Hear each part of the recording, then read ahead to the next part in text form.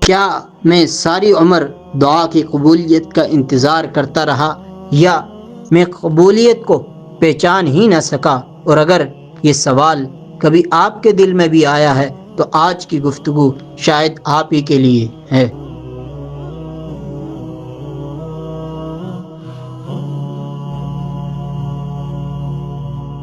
ایک شخص جو برسوں اپنے رب سے ایک ہی دعا مانگتے مانگتے تھک چکا تھا، سالہ سال وہ اسی دعا کے لیے گڑ گڑاتا رہا، انتظار کرتا رہا، اور ایک دن اس کے دل میں ایک سوال پیدا ہو گیا، یا اللہ، کیا تو میری دعا سنتا بھی ہے؟ پھر آہستہ آہستہ اس کے دل میں شکوے بھی آنے لگے۔ ایک دن حالات سے ٹوٹا ہوا، زندگی سے تھکا ہارا اور لوگوں سے مایوس اپنے گھر واپس آیا۔ وہ خاموش تھا، اتنا خاموش جیسے اندر کی ساری آوازیں تھک چکی ہوں۔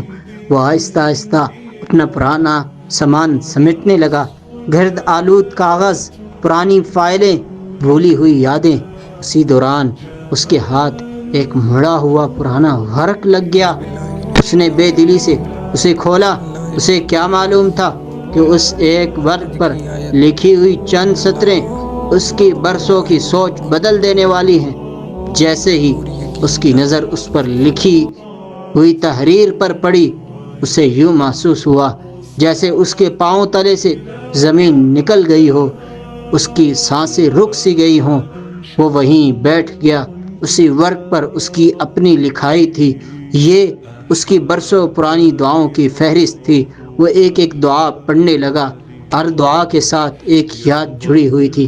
کہیں آنسو تھے، کہیں سجدے، کہیں لمبی راتیں، اور کہیں اپنے رب سے کیے ہوئے شکوے۔ پھر ایک دعا پر آ کر اس کی نظریں رک گئی۔ یہ وہی دعا تھی جس کے لیے اس نے برسوں اپنے رب سے مانگا تھا، انتظار کیا تھا، اور پھر شکوے بھی کیے تھے۔ پھر ایک وقت آیا جب وہ خود بھی اس دعا کو بھول گیا، لیکن اللہ نے نہیں بلایا۔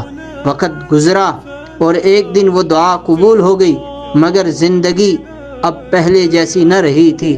حالات بدل چکے تھے، ترجیحات بدل چکی تھی، اور وہ انسان بھی پہلے والا انسان نہیں رہا تھا۔ آج برسوں بعد جب اس کی نظر دوبارہ اسی دعا پر پڑی تو اس کی آنکھوں سے آنسو بہنے لگے اور اس کے دل سے صرف ایک جملہ نکلا، اے اللہ، میں تو برسوں تجھ سے شکوہ کرتا رہا، حالانکہ تو ہر لمحے میرے لیے خیر ہی لکھ رہا تھا۔ اسی لمحے اس کے دل میں ایک سوال پیدا ہوا، کیا میں ساری عمر دعا کی قبولیت کا انتظار کرتا رہا یا میں قبولیت کو پہچان ہی نہ سکا؟ اور اگر یہ سوال کبھی آپ کے دل میں بھی آیا ہے تو آج کی گفتگو شاید آپ ہی کے لیے ہے۔ شاید ہم میں سے بہت سے لوگ اسی شخص کی طرح ہیں، فرق صرف اتنا ہے کہ ہمارے ہاتھ میں ابھی تک وہ پرانا ورق نہیں آیا۔ ہم بھی دعائیں کرتے ہیں، انتظار بھی کرتے ہیں، اور جب ہماری چاہی ہوئی چیز ہماری چاہی ہوئی گھڑی میں نہیں ملتی تو آہستہ آہستہ دل میں ایک سوال جنم لینے لگتا ہے، آخر میری دعا قبول کیوں نہیں ہوتی؟ لیکن ذرا ایک لمحے ٹھہریے، کیا واقعی مسئلہ یہ ہے کہ اللہ ہماری دعا قبول نہیں کرتا، یا مسئلہ یہ ہے کہ ہم قبولیت کو صرف ایک ہی شکل میں دیکھتے ہیں؟ ہم چاہتے ہیں جو مانگا ہے وہی ملے، جس وقت مانگا ہے اسی وقت ملے، اور جس طریقے سے سوچا ہے اسی طرح ملے۔ لیکن کیا ایک بندہ اپنے رب کی حکمت کو اپنی خواہش کے پیمانے سے ناپ سکتا ہے؟ اپنے رب کی حکمت کو اپنی خواہش کے پیمانے سے ناپ سکتا ہے؟ یہاں رسول اللہ صلی اللہ علیہ وآلہ وسلم کی ایک نہایت امید دلانے والی بات یاد آتی ہے۔ آپ علیہ الصلاۃ والسلام نے فرمایا، ان اللہ حی کریم یستحیی اذا رفع الرجل الیہ یدیہ ان یردہما صفرا خائبتین۔ بے شک اللہ بہت حیا والے اور نہایت کریم ہیں، جب بندہ اس کی طرف اپنے ہاتھ اٹھاتا ہے تو انہیں خالی واپس لوٹانے سے حیا فرماتا ہے۔ ذرا سوچئے، جس رب کے بارے میں رسول اللہ صلی اللہ علیہ وسلم یہ فرما رہے ہیں، کیا وہ اپنے بندے کو واقعی خالی لوٹا سکتا ہے، اگر ایسا نہیں تو پھر سوال بدل جاتا ہے۔ شاید سوال یہ نہیں کہ دعا قبول ہوئی یا نہیں، شاید اصل سوال یہ ہے کہ اللہ نے اس دعا کا جواب کس صورت میں دیا۔ شاید یہیں ہم ایک اور غلطی کر بیٹھتے ہیں۔ ہم سمجھتے ہیں کہ دعا کی قبولیت صرف وہی ہے جو ہم چاہتے ہیں اور اسی وقت مل جائے جب ہم چاہتے ہیں، حالانکہ کبھی کبھی اللہ کا نہ دینا بھی رحمت ہوتا ہے اور دیر سے دینا بھی رحمت ہوتی ہے، کیونکہ ہم صرف آج کو دیکھتے ہیں، اللہ تبارک و تعالی ہمارا کل بھی دیکھتے ہیں۔ ہم اپنی خواہش جانتے ہیں، اللہ اس خواہش کا انجام بھی جانتے ہیں۔ اسی لیے قرآن ہمیں یہ یاد دلاتا ہے، اعوذ باللہ من الشیطان الرجیم، بسم اللہ الرحمن الرحیم، وَعَسَىٰ أَن تَكْرَهُوا شَيْئًا وَهُوَ خَيْرٌ لَكُمْ وَعَسَىٰ أَن تُحِبُّوا شَيْئًا وَهُوَ شَرٌّ لَكُمْ وَاللَّهُ يَعْلَمُ وَأَنْتُمْ لَا تَعْلَمُونَ۔ ممکن ہے تم کسی چیز کو ناپسند کرو اور وہی تمہارے لیے بہتر ہو، اور ممکن ہے تم کسی چیز کو پسند کرو اور وہی تمہارے لیے نقصان دہ ہو۔ اللہ جانتا ہے اور تم نہیں جانتے۔ شاید انتظار ہمیشہ سزا نہیں ہوتا، کبھی کبھی انتظار اللہ کی طرف سے اپنے بندے کو اپنے اور قریب کرنے کا ذریعہ ہوتا ہے۔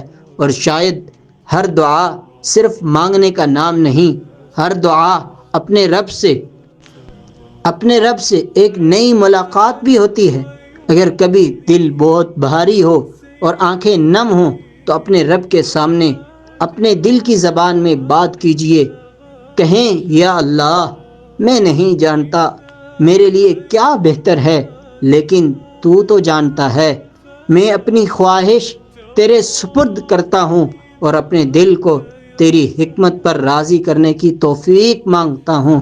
اور پھر اپنی دعا ختم کر کے یہ یقین لے کر اٹھیں کہ آپ کا رب آپ کو خالی نہیں لوٹاتا۔ شاید وہ آپ کو وہ چیز نہ دے جو آپ نے مانگی تھی، لیکن وہ آپ کو اس سے بہتر کچھ عطا کر دے، یا کسی ایسی مصیبت کو ٹال دے جس کا آپ کو آج احساس بھی نہ ہو۔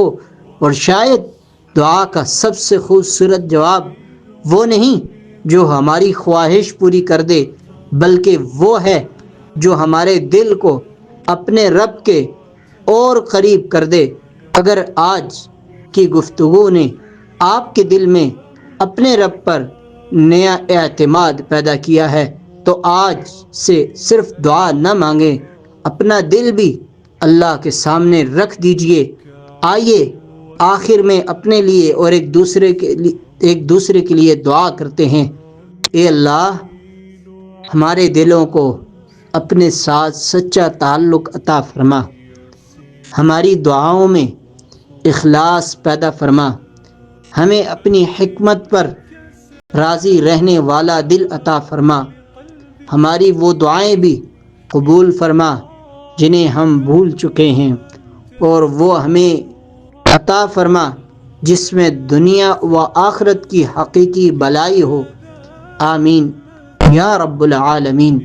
یہ گفتگو یہیں ختم ہوتی ہے، لیکن دلوں کو جوڑنے کا سفر ابھی جاری ہے۔ اپنا خیال رکھیے گا۔ السلام علیکم ورحمۃ اللہ وبرکاتہ۔